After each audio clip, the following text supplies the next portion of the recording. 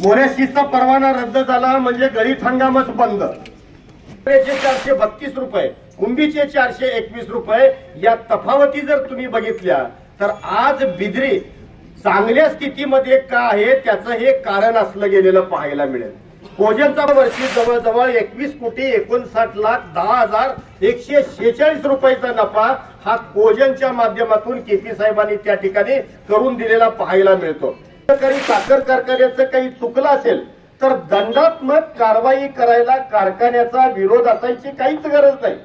भोगावतीच्या सुद्धा मध्यवर्ग प्रकल्पाच्या बाबतीमध्ये सुद्धा आणि कोल्हापूरचे जिल्हाधिकारी यांनी बिद्री सहकारी साखर कारखान्यावरती केलेल्या कारवाईच्या संदर्भात आज आयोजित केलेल्या या मोर्चाचे आध्वर्य बिद्री सहकारी साखर कारखान्याचे विद्यमान चेअरमन माननीय केपी पाटील साहेब, त्यांच्या सोबत असलेले सर्व विद्यमान विश्वस्त, या मोर्चासाठी उपस्थित असलेले सर्व पक्षीय कार्यकर्ते आणि विराट संख्येने उपस्थित असलेल्या बिद्री परिसरातील शेतकरी भावांनो, तरुण मित्रांनो, पत्रकार भावांनो, आज या मोर्चामध्ये स्वाभिमानी शेतकरी संघटनेचे कार्यकर्ते कसे काय असा एक राजकीय प्रश्न तुम्हा सगळ्यांना सतावण्याची शक्यता आहे।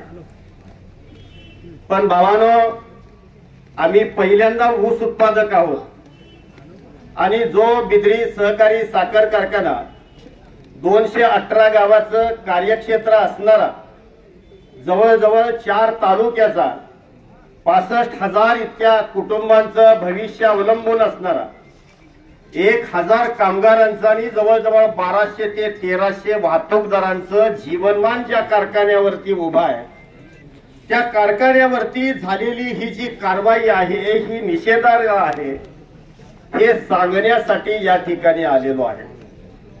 मी कुणाची स्तुती करणार नाही, भाटाची भूमिका मला कधी आयुष्यामध्ये जमली नाही। खरं तर राजे राजवाड्यांचं अस्तित्व भाटाने संपवलं आणि आजच्या राज्यकर्त्यांचं अस्तित्व हे चमच्याने संपवलं आणि चमच्याचा गुणधर्म एकच आहे, ताट रिकामं करणं। त्यातली कोणतीही भूमिका न बाळगता आज राज्य उत्पादन शुल्क विभागानं केलेली कारवाई आणि जिल्हाधिकाऱ्यांनी या कारखान्यावरती टाकलेला जो हातोड आहे, त्यामुळे या परिसरातला ऊस उत्पादक शेतकरी मोठ्या प्रमाणामध्ये अस्वस्थ झालेला आहे। मोऱ्याशीचा परवाना रद्द झाला म्हणजे गळीत हंगामच बंद। अशा वेळेला जर कदाचित आम्ही गप्प बसलो तर तो कृतज्ञपणा ठरेल।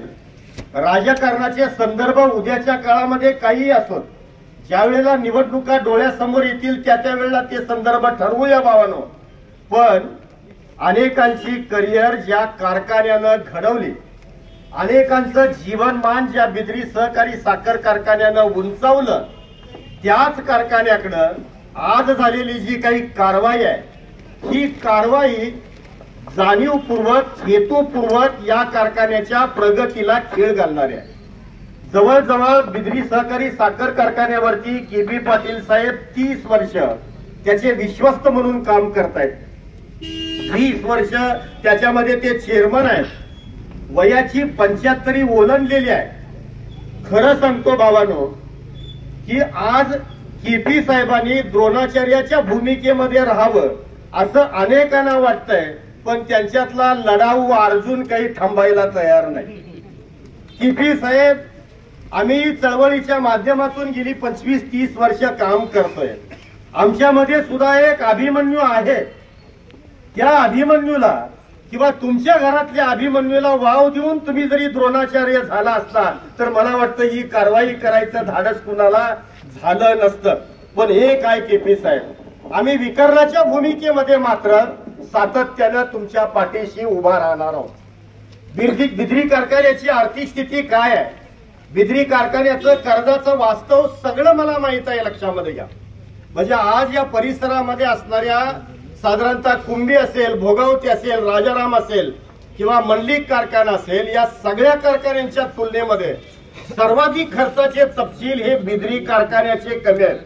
म्हणजे आजही बिद्री सहकारी साखर कारखाना टनाला 298 रुपये एवढं व्याज देतो आणि 292 रुपये हे कामगार पगारावरती खर्च होतात। हाच भोगावतीचा आकडा इथं धैर्यशील पाटील आहेत 813 रुपये आणि कामगार पगारावरती जवळजवळ 743 रुपये खर्च होत असताना पाहायला मिळतात. मंडलिक कारखान्याचे जवळजवळ 565 रुपये, राजाराम कारखान्याचे 432 रुपये, कुंभीचे 421 रुपये. या तफावती जर तुम्ही बघितल्या तर आज बिद्री चांगल्या स्थितीमध्ये का आहे त्याचं हे कारण असलं गेलेलं पाहायला मिळेल. कोजनचा प्रकल्प करत असताना सुद्धा आम्ही अनेक गोष्टींना त्यावेळेला विरोध केलेला होता, तरी सुद्धा गतवर्षी जवळजवळ 21,59,10,146 रुपयाचा नफा हा कोजनच्या माध्यमातून केपी साहेबांनी त्या ठिकाणी करून दिलेला पाहायला मिळतो. मला एक प्रश्न असा पडतोय की या कारखान्यावरती जी कारवाई झाली ती रात्री का? डिस्टिलरी प्रकल्प उभा करण्यासाठी इरादा पत्र देण्यासाठी जो 6 महिन्याचा कालावधी लांबवला गेला, त्यामुळे जो कर्जाचा काही व्याजाचा जो काही भूर्दंड कारखान्यावरती बसला, याची जबाबदारी अजितदादा तुम्ही नेमकी घेणार आहात का, हा प्रश्न आहे. आज बिद्रीवरचे नेमके आरोप कोणते आहेत? मळीच्या साठ्यामध्ये तफावत आढळली, जवळजवळ 9,54,776 मेट्रिक टन इतकं गाळप यावर्षी कारखान्यानं केलं. 4.53च्या हिशेबानं मळी उत्पादन किती झालं, एकूण टन किती आणि 4.53 साधारणतः मळी उत्पादन किती झालं याचा लेखी आलेख आहे. गेजिंग चार्ट प्रमाणित नाहीत. मळी मध्यवर्तीच्या टँकच्या बाबतीमध्ये त्यांनी काही शंका उपस्थित केल्या. आजही पत्रकारांच्या साक्षीनं मला एक प्रश्न विचारावा वाटतो की गेजिंग चार्ट प्रमाणित नाहीत हे विचारण्याचा अधिकार राज्य उत्पादन शुल्क विभागाला आहे का? अगदी गंभीर अशा स्वरूपाचा हा प्रश्न आहे. हा खरं तर जो प्रश्न आहे ना तो वजनमापे विभागाच्या अंतर्गत येणारा हा प्रश्न असताना राज्य उत्पादन शुल्क विभागानं केलेली ही जी काही आतताई आहे ही खरं तर खेदजनक आहे असं मला वाटतं. संवेदनशील भागांना कुलूप लावलेलं नाही असा एक आरोप आहे. अरे संवेदनशील भागांना कुलूप लावलेलं नसलं तरी त्या ठिकाणी सीसीटीव्हीची सुविधा आहे. तुम्ही जर सीसीटीव्हीचं फुटेज जर चेक केलं असतं तर तिथं काही अपहार झालाय काय याचे पुरावे तुम्हाला सहज मिळू शकले असते. मध्यवर्काच्या टाकीमधील तीव्रतेत तफावत दिसते. हायड्रोमीटरनं मोजणी करत असताना काही मानवी चुका होऊ शकतात. तुम्ही 68.1 न साधारणतः ती साधारणतः तुम्ही दाखवली, तीच आमच्या साधारणतः अधिकाऱ्यांनी केल्यानंतर जर 67.5 न होत असेल तर मग मध्यवर्काच्या टाकीमधल्या तीव्रतेमध्ये दिसून आलेली जी तफावत आहे ती उभय पक्षी कुठेतरी शंकेच्या साधारणतः मला अखत्यारीमध्ये पाहायला मिळते. साधारणतः अतिरिक्त मळीपासून 245 लिटर मध्यवर्क उतारा गृहीत धरल्यास 3,07,077 लिटर मध्यवर्क तयार होऊ शकतो आणि त्या माध्यमातून राज्य उत्पादन शुल्क विभागाला असं वाटतंय की 10,69,00,00,000 रुपयाचा महसूल त्या माध्यमातून आम्हाला प्राप्त झाला असता. 100% राज्य उत्पादन शुल्क विभागानं या बाबतीमध्ये पुढाकार घ्यावा, आमचं त्याबद्दल दुमत नाही. पण इथं जी कारवाई तुम्ही करायला लागलाय ना ती कारवाई शिक्षा न देता डायरेक्ट त्याला फाशीवरती चढवायचा तुम्ही जो काही निर्णय घ्यायला लागलाय ना हा खरं तर धोकादायक आहे. म्हणजे बिद्री सहकारी साखर कारखान्याचं काही चुकलं असेल तर दंडात्मक कारवाई करायला कारखान्याचा विरोध असायची काहीच गरज नाही. भोगावतीच्या सुद्धा मध्यवर्क प्रकल्पाच्या बाबतीमध्ये सुद्धा अशा काही गोष्टी घडल्यानंतर दंडात्मक कारवाई करून तो पुढे चालू झालेला आहे. मग जो न्याय भोगावतीला तो बिद्रीला का नाही हा एक प्रश्न आहे. आसवणीमध्ये अतिरिक्त मध्यवर्क साठा आढळून आला. M2 साठी अनुज्ञा प्राप्तीसाठीचा प्रस्ताव सादर नाही. घटकामध्ये डिनेचंट्राचा साठा पुस्तकी साठापेक्षा जास्त आढळून आला. असे काही गुन्हे नोंदवले गेलेले पाहायला मिळतात. आता डिस्टिलरी विक्री उत्पादनाला यांनी बंदी केली. M1 लायसन्स सस्पेंड केलं. मळी उत्पादन तुम्ही करू शकणार नाही म्हणजे येणारा गळीत हंगाम तुम्ही घेऊ शकणार नाही. डिस्टिलरीची दोन्ही लायसन्स सस्पेंड करून नेमकं राज्य उत्पादन शुल्क विभागानं काय मिळवलं? आमच्या अन्नामध्ये माती काढून हा कारखाना बंद ठेवून तुम्ही काय साध्य करणार आहात? आज राज्यामध्ये चांगल्या पद्धतीचा दर देणारा एक आदर्शवत कारखाना म्हणून ज्या बिद्री कारखान्याकडे पाहिलं जातं त्याच्यावरची ही कारवाई गंभीर आहे भावानो. आज साखर कारखानदारीच्या वास्तवावरती मी महाराष्ट्रभर बोलत असताना आज महाराष्ट्रामध्ये जवळजवळ 207 साखर कारखान्याने या वर्षीचा गळीत हंगाम घेतला. वस्तुस्थिती काय आहे? 50% साखर कारखाने आज खासगीच्या घशामध्ये गेलेले आहेत. 50% साखर कारखाने सहकाराच्या बळावरती तग धरून आहेत. हे शेतकऱ्यांचे कारखाने तुम्ही घशात घालण्यासाठी असे जर वेगवेगळे डाव तुम्ही आखणार असाल तर त्याला स्वाभिमानी शेतकरी संघटना केपी पाटलांच्या पाठीमागे राहून 100% भावानो विरोध करेल. आज ब्राझीलमध्ये 100% इथेनॉल वरती चालणारं फ्लेक्स फ्युएल इंजिन त्यांनी तयार केलं. 78% वाहनं ब्राझील मधली जवळजवळ 27% इथेनॉल वरती चालत असताना पाहायला मिळतात. 82% इतकं इंधन आज आखाती देशातून भारताला खरेदी करावं लागतं. एनर्जी केन नावाची एक ऊसाची जात ब्राझीलच्या शेतकऱ्यांना ब्राझीलनं उभी करून दिली. 350 टन एवढा तिचा उतारा असला गेलेला पाहायला मिळतो. आमचे राज्यकर्ते याच्याकडे लक्ष द्यायला तयार नाहीत. आज ब्राझीलनं केपी साहेब बायोप्लास्टिक ऊसापासून तयार करायचं प्रगत तंत्रज्ञान हाती घेतलेलं आहे. विघटनाला सोपं आणि ज्या प्लास्टिकच्या दबावामध्ये अख्खं जग सगळं साधारणतः बुडतंय की काय अशी स्थिती निर्माण होत असताना ऊसापासून बायोप्लास्टिकचा प्लॅन्ट आज ब्राझीलमध्ये तयार होतो आहे. ऊसाला वरदान ठरणारा हा भावानो निर्णय आहे. जग प्लास्टिकच्या चिंतेमध्ये असताना तुम्हाला एवढंच काय, साखरेपासून उत्तम प्रकारच्या बॅटऱ्या विकसित करणारं तंत्रज्ञान डॉक्टर ध्यान राजापूरकर नावाच्या एका संशोधकानं विकसित केलेलं आहे. आज जपानची जी सोनी कंपनी आहे त्या सोनी कंपनीनं हे तंत्रज्ञान विकसित करून हिताची नावाची जी कंपनी आहे त्यांनी लॅपटॉप मध्ये या साखरेच्या ऊर्जेचा बॅटरी म्हणून वापर केलेला आहे आणि इलेक्ट्रिक बॅटऱ्यांच्या पेक्षा 15 पटीनं त्याची ऊर्जा ही साखरेच्या बॅटरीची असली गेलेली पाहायला मिळते. आज इंग्लंडमध्ये साखरे बग्यासपासून बांधकामाच्या विटा तयार करण्याचं तंत्र विकसित झालंय. बग्यासपासून जसे आपण सिमेंटचे स्लॅब टाकतो अशा स्लॅबचं तंत्र आज लंडन मध्ये त्या बाबतीमध्ये तंत्रज्ञान विकसित व्हायला लागलंय. एका बाजूनं आम्ही अनेक वेळेला चळवळीतून सांगत आलो की ऊसाची कांडी ही सोन्याची कांडी आहे. त्याचं कारण जर काय असेल तर येणारा उद्याचा जो काळ आहे ना तो ऊस उत्पादक शेतकऱ्याला जर हे सगळे बाय प्रॉडक्ट घेत जर त्याला पुढे जर नेला तर तुम्ही दर मागायची गरज नाही. केपी साहेबांच्या सारखा चेअरमन तुम्हाला विचारेल की तुम्हाला टनाला किती दर द्यायला पाहिजे सांगा.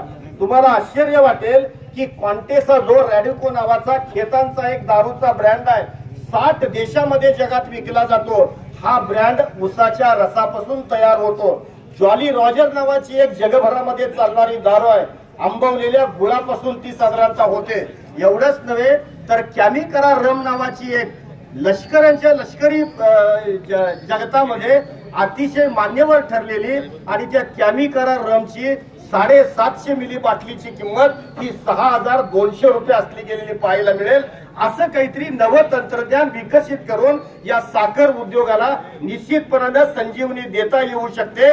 त्या अनुषंगाने केपी साहेबांनी काही पावलं टाकलेले आहेत. इथेनॉलचा प्रकल्प केला, कोजनचा प्रकल्प केला, डिस्टिलरी उभी केली. म्हणजे आमच्या अपेक्षेनुरूप एक एक पाऊल साधारणतः ते पुढे टाकत असताना पाहायला मिळत आहेत. आज उगार शुगर सारखा कारखाना जवळजवळ 10 प्रकारचे मद्याचे ब्रँड घेतो. डिस्टिलरीच्या माध्यमातून असे काही प्रयोग करता येणं आपल्याला शक्य आहे. आणि भावानो तुम्हाला एवढं सांगतो की हा मद्याचा जो ब्रँड आणि डिस्टिलरी ही खरं तर साखर उद्योगाला संजीवनी देणारी एक तुम्हाला सांगतोय का गरज आहे. आज जग चंगळवादाचं आहे. तुम्ही म्हणाल जानदर पाटील दारूचं काय बोलायला लागलाय, तुम्हाला आश्चर्य वाटेल. एक जगामध्ये सर्वात महागडी दारू अब्जाधीश वोडका नावाची 24 कोटी रुपये केपी साहेब 750 मिली बाटलीचा दर आहे. रिकाम्या बाटलीची किंमत 3 कोटी रुपये आहे. जग कुठं चाललंय मला सांगा साहेब. कोजन मधले आम्हाला 200 द्या असं काहीतरी काढा, 2000 देतो म्हणायला सुद्धा तुम्हाला साधारणतः केपी साहेब वाव मिळेल. अरे जग कुठं चाललंय, कुठं चाललंय. खासगी उद्योगाच्या घशामध्ये सगळा साखर उद्योग अखंड बुडतोय आणि तुम्ही एका आदर्शवत साखर कारखान्यावरती कारवाई करताय. अरे या नोकरशाहीचं फार मनावर घेऊ नका, कारण आमच्या खरकट्यावरती जगलेली ही नोकरशाही आहे भावानो.